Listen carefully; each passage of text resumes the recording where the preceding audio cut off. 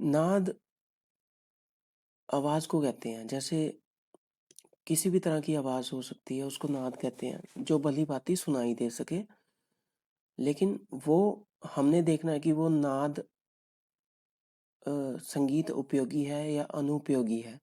ठीक है, तो चलिए देखते हैं। पहला क्वेश्चन है, नाद कितने प्रकार के होते हैं? आप कमेंट में लिखेंगे, यदि आपको पता है तो कमेंट में लिखिए। 2, 3, 4, 5। आपका टाइम स्टार्ट होता है। ठीक है, तो आपने कर दिया होगा इसका आंसर। तो इसका सही आंसर क्या रहेगा? इसका सही आंसर है, नाद दो प्रकार के होते हैं। तो दो प्रकार के नाद कौन कौन से होते हैं? एक तो आहत नाद होता है, और दूसरा कौन सा होता है? अनाहत। साथ साथ में आपके टॉपिक क्लियर करवाता जाऊंगा। ठीक है, आहत नाद क्या होता है? जो रगड़ रगड़ या घर्षण से पैदा होता है। ठीक है, जो रगड़ या घर्षण से पैदा होता है वो क्या कहलाता है? आहत नाद, या चोट से पैदा होता है। ठीक है, जैसे हम गिटार प्ले करते हैं। ठीक है, गिटार, तबला, हारमोनियम, उसको बजाने के लिए हमें फोर्स का सहारा लेना पड़ता है ना, तभी वो नाद उत्पन्न होता है। उसको कहते हैं आहत नाद।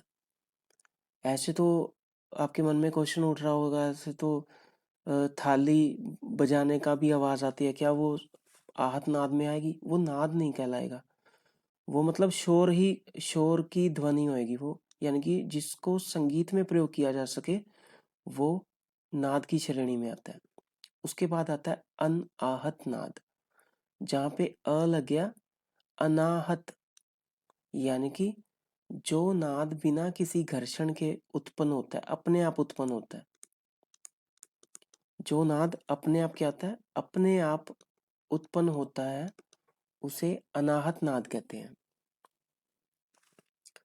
ठीक है, अनाहत नाद, जैसे कि आप दोनों कानों में अपनी उंगलियों से दबा लेंगे तो वो सा सा की आवाज आती है, तो वो, उससे हम अनाहत नाद को समझ सकते हैं।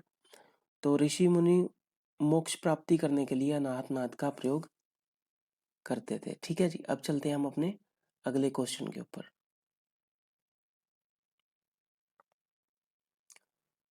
तो अगला क्वेश्चन हम देख लेते हैं। हाँ, जिस नाद से स्वर और लय का उचित समन्वय होता है उसे क्या कहते हैं?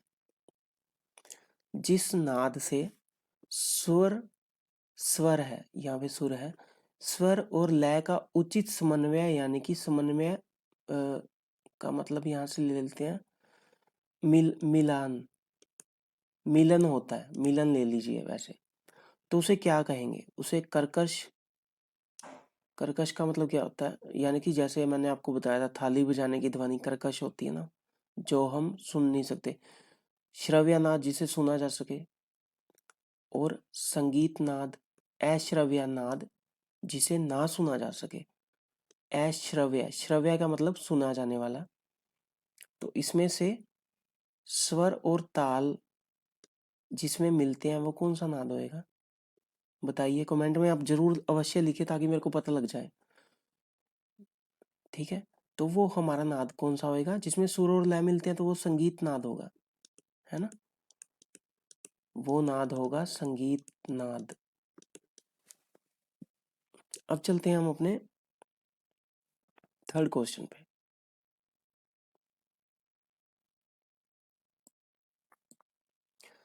थर्ड क्वेश्चन देख लीजिए, जैसा कि देख पा रहे हैं आप, निम्नलिखित में से कौन सा संगीत नाद का गुण नहीं है? कौन सा संगीत नाद का गुण नहीं होता? ठीक है, तारत्व, ध्वनि में तीव्रता, अनियमितता, अनुगुंजन। ठीक है, जो जैसे हम सितार के तार को छेड़ते हैं, या कोई भी मतलब लगा लीजिए गिटार के तार को छेड़ते हैं, अगर उसकी ध्वनि नियमित तौर से चलती रहेगी, एक सीक्वेंस में सीधी चलती रहेगी तभी आवाज़ सही कहलाएगी ना। कई बार हम देखते हैं कि आवाज़ थोड़ी आ जाए या उसके बाद बंद हो जाए, आ जाए बंद हो जाए, तो ये सीक्वेंस में नहीं चल रहा, मतलब नियमित नहीं है। तो आवाज़ का टूटना तो वो तो संगीत में प्रयोग ही नहीं कर सकते। तो कौन सी ऐसी ध्वनि है जो संगीत नाद का गुण नहीं होती?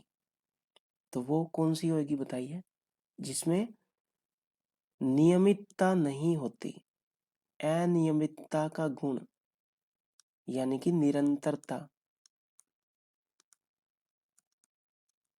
निरंतरता से चलते रहना, निरंतरता, ठीक है जी। निरंतरता से चलते रहने का जो गुण नहीं होता उसको अनियमित कहते हैं। आगे हम देख लेते हैं, अश्रव्य नाद किसे कहते हैं? अश्रव्य नाद जिसे हमारे कान नहीं सुन सकते, ठीक है। तो जिसे कानों से सुना जा सके वो तो श्रव्य की श्रेणी में आएंगे, तो ये हमारा गलत है। जिसकी आवृत्ति 20 हर्ट्ज से कम या 20,000 से अधिक हो, ठीक है। ये देख लेते हैं इसका क्या बनेगा। जो केवल वाद्य यंत्रों से उत्पन्न होते हैं, वाद्य यंत्रों से अश्रव्य नाद वाद्य यंत्रों से तो उत्पन्न होते ही नहीं है, ठीक है, वो तो उत्पन्न ही नहीं होते हैं। जो केवल मानव स्वर से उत्पन्न हो, ये भी गलत है, ये भी गलत है, ठीक है। ये हम देख लेते हैं, जिसकी आवृत्ति 20 हर्ट्ज से कम या 20,000 हर्ट्ज से अधिक हो, है ना। देखो, एक आवाज होती है, आवाज की भी एक फ्रीक्वेंसी होती है ना। अगर उस नियमित फ्रीक्वेंसी के ऊपर नाद होगा तभी हमारे कान सुन पाएंगे। अगर इनसे भी ज्यादा हो जाए, मतलब कभी ये माना गया वैसे 36,000 से ज्यादा हो जाए या 20,000 से अधिक हो, तो हमारे कान उसको सुन ही नहीं पाते, है ना। जिसकी आवृत्ति इससे 20 हर्ट्ज से कम हो, ठीक है। कहते हैं कि इसको हम सुन नहीं पाते, लेकिन जो पशु पक्षी हैं वो सुन पाते हैं, मतलब बहुत ज्यादा कम होती है ये, ठीक है। और 20,000 से अधिक हो, इसकी जगह ये भी होता है 36,000, ये बुक्स में ये भी दिया गया है, ठीक है, समझिए। तो अगले पे चलते हैं हम। अगला है हमारा 5th क्वेश्चन। निम्नलिखित में से कौन सा नाद संगीत के लिए उपयुक्त नहीं होता? चलो बताइए, कौन सा नाद उपयुक्त नहीं होता? संगीत नाद उपयुक्त होता है या नहीं होता, बताइए। तो ये हमारा गलत है। श्रव्य नाद जिसे हम सुन सकते हैं, क्या भी क्या वो उपयुक्त होता है या नहीं होता? ये भी गलत है, क्योंकि संगीत नाद तो संगीत में प्रयोग होने वाला होता है। श्रव्य नाद वो होता है जिसको हम सुन सकते हैं। कर्कश नाद कौन सा होता है, बताइए। मधुर नाद तो वही होता है जिसको संगीत में प्रयोग किया जा सकता है। कर्कश नाद, जैसा कि मैंने आपको बताया था, जिसकी ध्वनि कर्कश हो, कानों में चुभने वाली, वो नाद संगीत के लिए उपयुक्त नहीं होता, ठीक है जी। इसके आगे वाला क्वेश्चन चलेंगे। तारत्व किसे कहते हैं? ध्वनि की ऊंचाई, ध्वनि की गूंज, ध्वनि की तीव्रता या ध्वनि की गुणवत्ता, बताइए। तारत्व, तारत्व का मतलब होता है नाद का छोटा बड़ापन। तारता में हम इसे ले सकते हैं, ठीक है। तारत्व जो होती है ऊंचाई नीचाई से भी ले सकते हैं, मतलब बड़ा छोटा बड़ा ऊंचा नीचापन नाद का। तारत्व यानी कि ऊंचा सुना देना। तो यहाँ से तो आपको क्लियर हो गया है कि इसका सही उत्तर क्या होना चाहिए। तारतव, जैसे हमारा तार सप्तक होता है ना, तो उससे आप ये अनुमान लगा सकते हैं कि ध्वनि की ऊंचाई से है इसका, ठीक है। तो ये हमारे बाकी होंगे गलत। अब 7 पे चलते हैं। 7 में है, नाद के अध्ययन को क्या कहा जाता है? बताइए। ध्वनि विज्ञान, संगीत शास्त्र, नाद सिद्धांत, श्रुति विज्ञान। दोबारा से देख लीजिए। नाद का जो अध्ययन करते हैं, नाद का जो अध्ययन किया जाता है, अध्ययन करना मतलब उसके ऊपर रिसर्च करना, तो उसको क्या कहेंगे? नाद सिद्धांत।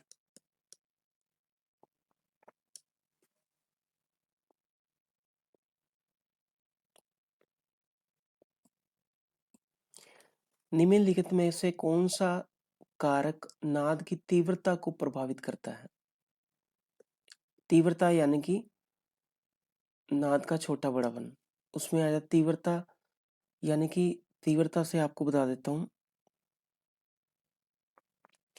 यदि कोई चीज़ कहीं दूर से बजाई जा रही है, जैसे मैं हारमोनियम बैठा तो कहीं दूर बजा रहा हूँ, तो आपके कानों तक बहुत मतलब कि कम आवाज़ में पहुँचेगा ना।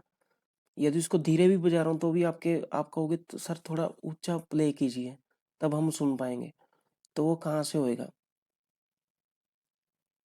बताइए। नाद की गहराई से, स्वर की लय से, राग की मात्रा, या ध्वनि स्रोत की दूरी। तीव्रता तो तभी होएगी ना जब पास में होएगा या दूर हो, उसकी दूरी पे बैठा होगा। तो नाद की गहराई तो इससे ये बिल्कुल गलत है। स्वर की लय ये भी गलत है। राग की मात्रा ये भी गलत है। ध्वनि स्रोत की दूरी। निम्नलिखित में से कौन सा कारक नाद की तीव्रता को प्रभावित करता है ना? चलिए अगला चलते हैं 9। संगीत नाद को उत्पन्न करने के लिए ध्वनि की क्या विशेषता होनी चाहिए? संगीत में नाद को उत्पन्न करने के लिए जो आवाज है उसकी, उसमें क्या गुण होना चाहिए? अनियमित तरंगे होनी चाहिए। बताइए। निश्चित आवृत्ति होनी चाहिए। आवृत्ति का मतलब होता है कंपन। कम ध्वनि स्तर, केवल एक ही स्वर। तो इसमें बताइए क्या हो सकता है? अनियमित से तो शोर उत्पन्न होगा, है ना। कम ध्वनि से आपको पता ही है, कम ध्वनि से स्पष्ट नहीं सुनाई देगी आवाज कोई भी। केवल एक ही स्वर से तो संगीत का मतलब नाद तो उत्पन्न हो सकता है, लेकिन उसमें भी तो इसका सही उत्तर क्या होगा? निश्चित आवृत्ति।